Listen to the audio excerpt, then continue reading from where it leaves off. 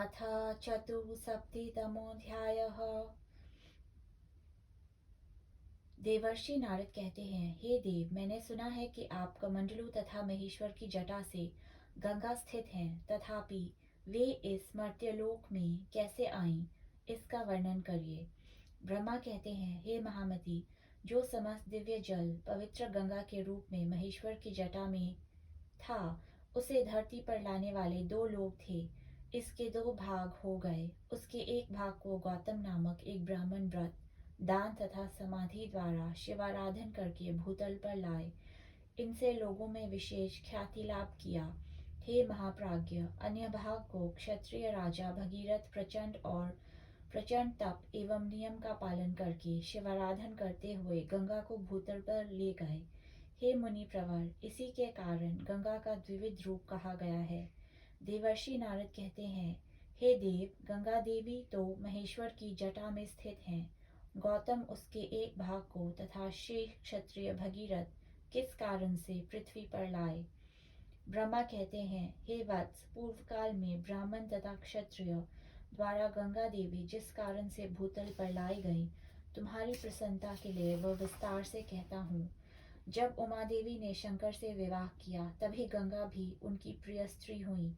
श्रीमान शिव उमा के साथ मेरा दोष दूर करने हेतु विशेषतः इन देवी की ओर देखा था। उस समय वे स्वभाव में स्थित थे। इस अवस्था में उनके द्वारा उत्तम रस का निर्माण किया गया। हे द्विज प्रवर, रसिकत्व, प्रियत्व, स्त्रैणत्व, पावनत्व के कारण रस रूपा गंगा देवी ही उनके लिए सर्वापेक्षा अधिक प्रणय पदात्री हो गईं। महेश्वर सदैव उनका ही चिंतन करते रहे। उस समय गंगा देवी किसी कारण से जटापथ से प्रकटित हुई, तथापि शंभु ने उनको जटा में ही निहित कर लिया। हे ब्रह्मन, उमा देवी ने जब गंगा को सर्वदा शंकर के जटाजूट में अवस्थान करते देखा, तब वे ये किसी प्रकार से सहन नहीं कर सकीं। गौरी ने तब क्रोधित होकर कई बार गंगा को त्याग करने का अनुरोध किया, तथापि रसिकों में श्रेष्ठ शंभु ने किसी भी प्रकार से गंगा का त्याग नहीं किया। वे उनको अपनी जटा में ही छिपाए रहते थे। तब ये पता पाकर भवानी ने निर्जन में गजानन, स्कंद तथा जया से कहा कि देखो, ये कामुक देवीश्वर किसी भी प्रकार से गंगा को त्याग नहीं कर रहे। गंगा शिव को अतीव प्रिय है, अतः वह कैसे गंगा को त्याग करेंगे। इस प्रकार से अनेक विचार विमर्श के पश्चात गौरी ने विनायक से कहा। पार्वती ने कहा, हे विनायक स्वामी, किसी भी प्रकार से गंगा का त्याग नहीं कर रहे। देवता, असुर, यक्ष, सिद्ध, अन्य राजा लोग, यहाँ तक कि तुम्हारे अनुरोध से भी वे इस गंगा का त्याग करेंगे, ऐसा नहीं लगता। अतएव मैं पुनः गंगा जाकर तप करूंगी, अथवा यदि कोई पुण्यात्मा ब्राह्मण कठोर तप द्वारा शंकर की जटा में स्थित गंगा से प्रार्थना करके उनको पृथ्वी पर ले जाएं, तभी मुझे शांति लाभ होगा। ब्रह्मा कहते हैं, विघ्नराज गजानन ने माता की ये बात सुनकर कहा, इस संबंध में भ्रात्रा स्कंद एवं जया के साथ मंत्रणा करके हम वही करेंगे जिससे पिता मस्तक पर से गंगा को त्यागें। हे ब्राह्मण, इसी समय बहुत वर्ष स्थायी रहने वाली अनावृष्टि स्थिति मृत्युलोक में हो गई। इसके कारण समस्त स्थावर जंगम जगत नष्ट हो गया। तथापि इस विपत्ति के आने पर भी गौतम के सर्व कामप्रद पुण्यमय आश्रम का तथा गौतम ऋषि का नाश नहीं हुआ। तब उसी प्राचीन काल में मैंने पुनः स्थावर जंगम सृष्टि करने के अभिप्राय से देवगिरी पर एक यज्ञ किया। तभी वह पर्वत मेरे ही नाम से, ब्रह्मगिरी के नाम से प्रसिद्ध हुआ। गौतम ऋषि इस श्रेष्ठ पर्वत का आश्रय लेकर वहां सर्वदा निवास करने लगे। ब्रह्मगिरी स्थित उनका मंगलमय, महापुण्यमय, उत्तम आश्रम में आदि व्याधि, दुर्भिक्ष, अनावृष्टि, भय, शोक, दरिद्रता आदि की उत्पत्ति की बातें कभी नहीं सुनी। उनके आश्रम के सिवाय उस समय कहीं भी हव्य कव्य नहीं था। गौतम ब्राह्मण जिस प्रकार के दाता, होता तथा यष्टा थे, उनकी उस तरह की कोई भी कहीं भी उस समय नहीं था। उस समय गौतम के कार्यों में स्वर्गस्थ देवताओं का जिस प्रकार से आप्यायन हुआ, अन्यत्र कहीं भी वैसा नहीं हो सका।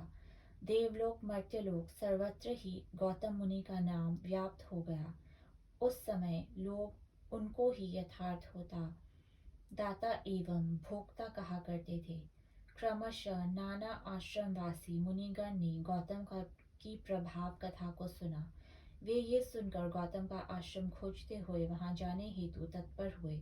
इस प्रकार वे लोग गौतम आश्रम पहुंचे। गौतम उनमें से किसी का पालन शिष्यवत, किसी को पुत्रवत तो किसी को पितृवत करने लगे, जिनको जो अभीष्ट था, जिसे जिसकी आवश्यकता थी।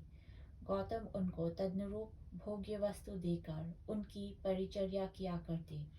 जिस व्यक्ति की जैसी इच्छा थी उसी क्रम से उसका शुश्रूषा वे मुनि गौतम किया करते। गौतम मुनि के आदेशानुसार औषधियाँ माता की तरह जनगण की हितैषी हो गईं। गौतम ने जिस प्रकार से अतिथिगण की सेवा की, ये देखकर ब्रह्मा, विष्णु तथा शिव प्रसन्न हुए। गौतम के तप प्रभाव से सभी औषधियाँ उत्पन्न होती, काटी जाती तथा वे कुछ ही समय में मातृरूपा शक्ति से वैसे ही बढ़ जाती। लोगों को सभी वांछित समृद्धि सिद्ध होती। गौतम ऋषि इन समागत मुनियों से विनय के साथ पुत्रवत, शिष्यवत तथा पोष्यवत ये पूछते कि आपकी क्या सेवा करूं। इस प्रकार से गौतम ने उनका अनेक वर्ष तक पालन किया। जब मुनि लोग ऋषि गौतम के आश्रम में निवास कर रहे थे, उस समय गौतम ऋषि की प्रसिद्धि संपूर्ण राष्ट्र में फैल गई। इसी प्रसंग में देव विनायक ने अपनी माता पार्वती, भाई स्कंद तथा जया से प्रश्न किया। विनायक देव कहते हैं, हे माता, देवताओं के यहाँ सदैव महर्षि गौतम महात्मा की प्रशंसा की जा रही है।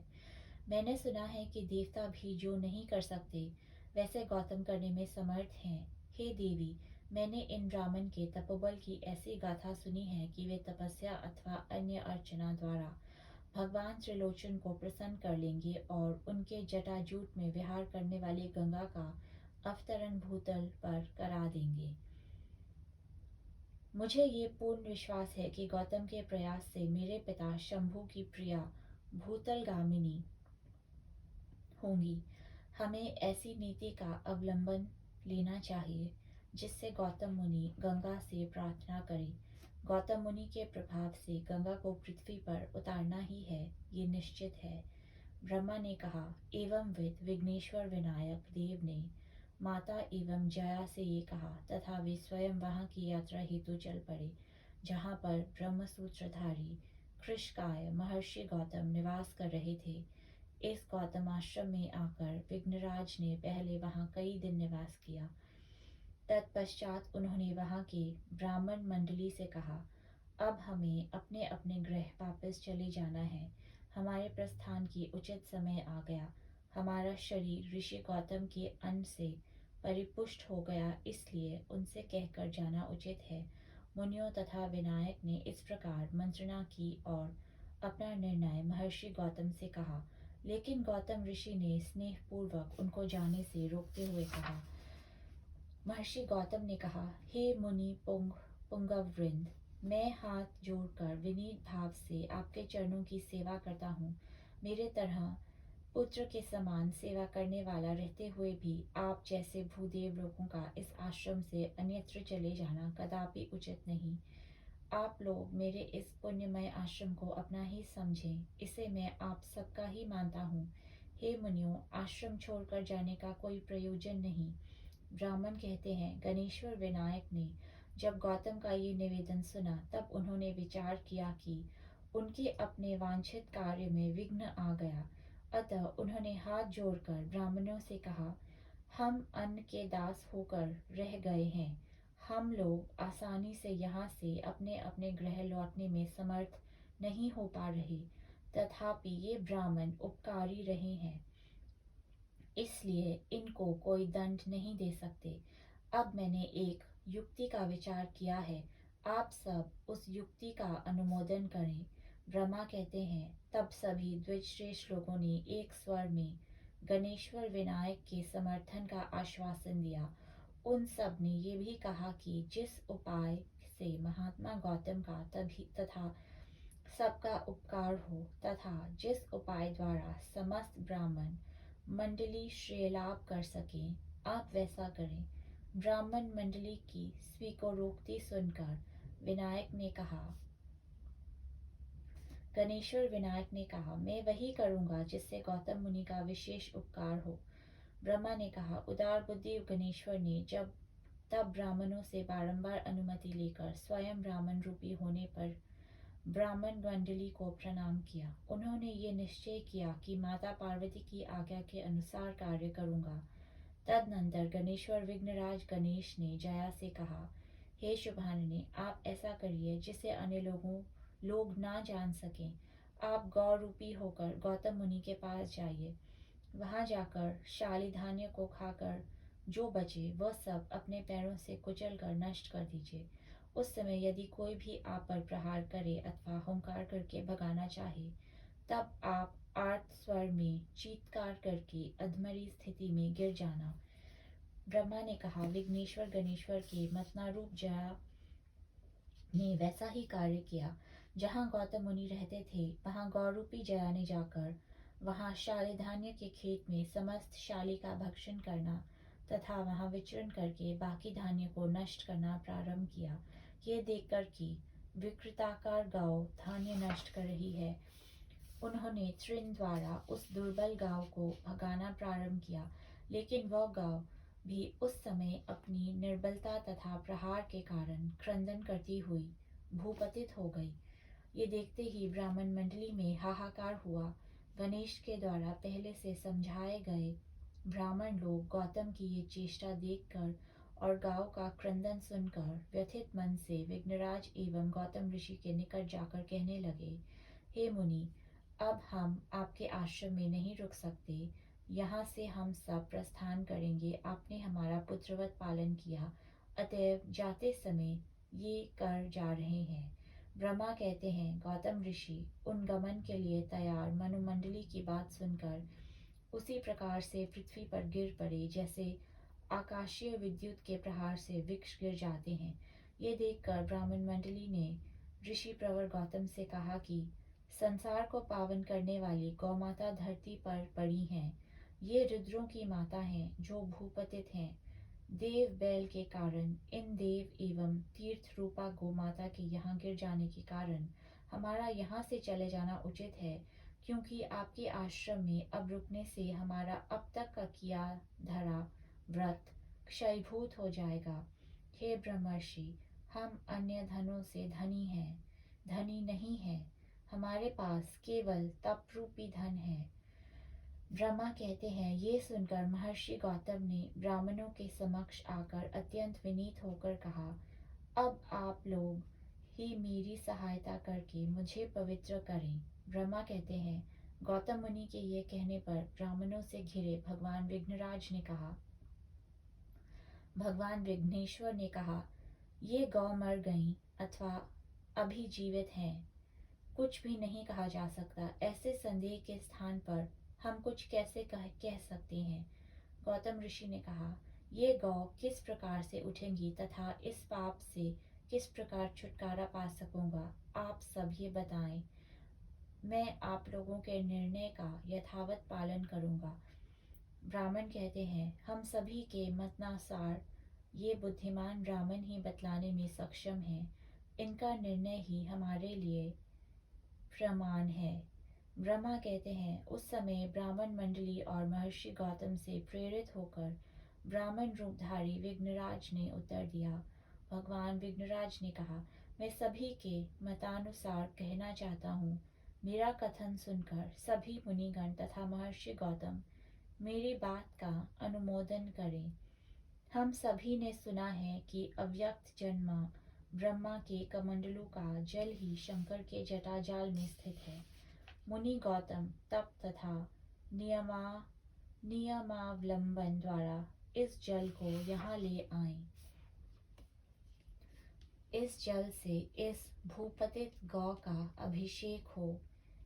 हे भगवान गौतम, जब ये कार्य हो जाने पर हम सभी ऋषि मंडली वाले आपके आश्रम में निवास कर सकेंगे। ब्राह्मण कहते हैं, जैसे ही उन विप्ररूपी विघ्नेश्वर ने ब्राह्मण समाज में ये मत व्यक्त किया, तभी स्वर्ग से पुष्प वृष्टि के साथ जय जयकार हुई। ये देखकर हाथ जोड़कर नम्रतापूर्वक गौतम ने कहा, मेरे तपोबल से, अग्नि की कृपा से, ब्रह्मण्य देवों के अनुग्रह से मेरा ये संकल्प अवश्य सिद्ध होगा। ब्रह्मदेव कहते हैं, ब्राह्मणों ने गौतम का कथन सुनकर कहा, ऐसा ही हो। और वे सभी गौतम से विदा मांगकर अपने अपने अंजल से भरे पूरे आश्रमों में गए। ब्राह्मणों के चले जाने पर गणपति देव कृतार्थ तथा प्रसन्नचित्त से अपने भाई तथा जया देवी के साथ स्वस्थान चले गए। जब समस्त ब्राह्मण तथा विप्र वेशधारी गणेश चले गए, तब गौतम स्वयं को तपश्चरण द्वारा निष्पाप जानकर मन ही मन इस घटित घटना के संबंध में सोचने लगे कि ये क्या घटित हो गया। ये सब विचार करने लगे। वे मुहूर्त मात्र में अपने अंतर्ज्ञान के द्वारा इस घटना का रहस्य जान गए। देव कार्य सिद्धि, स्वकृत पापों का नाश, महेश्वर तथा उमा की प्रसन्नता प्राप्ति और सर्वसाधारण के उपकारार्थ निश्चय दृढ़ करके उन्होंने निष्कर्ष निकाला कि मैंने कोई पाप नहीं किया, अर्थात जानबूझकर पाप नहीं किया। इस निष्कर्ष से वे उत्तम विप्र अत्यंत हर्षित हुए। अब उन्होंने ये दृढ़ व्रत लिया कि मैं जगतपति त्रिलोचन वृषवाहन की आराधना करके सरिताओं में प्रवर गंगा को ले आऊंगा। गिरिजा भी इस कार्य से प्रसन्न हो जाएंगी। इसके कारण है कि हर की जटा में स्थित गंगा देवी भगवती पार्वती की सौत जो हैं। ये दृढ़ संकल्प व्रत ग्रहण करके मुनि प्रवर गौतम ने ब्रह्मगिरि के अपने आश्रम में ब्राह्मणों द्वारा परिपूजित उमा महेश्वर की स्थिति के कारण परिशोभित कैलाश पर्वत की ओर प्रयाण किया। चतुसप्ततितम अध्याय समाप्त।